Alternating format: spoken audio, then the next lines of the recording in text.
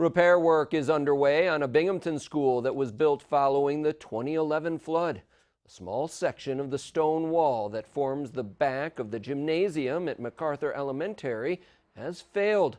According to district officials, the remaining wall has been shored up as the district seeks warranty relief from the manufacturer.